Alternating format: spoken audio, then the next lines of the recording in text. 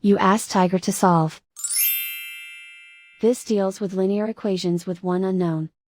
The final result is x equals 2 over 5. Let's solve it step by step. Group all x terms on the left side of the equation. Subtract 11x from both sides. Group like terms. Simplify the arithmetic. Group like terms. Simplify the arithmetic. Group all constants on the right side of the equation. Add 3 to both sides. Simplify the arithmetic.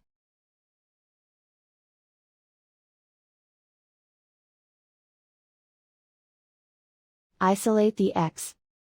Divide both sides by -50. Cancel out the negatives. Simplify the fraction. Cancel out the negatives. Find the greatest common factor of the numerator and denominator. Factor out and cancel the greatest common factor. And so the final result is x equals 2 over 5.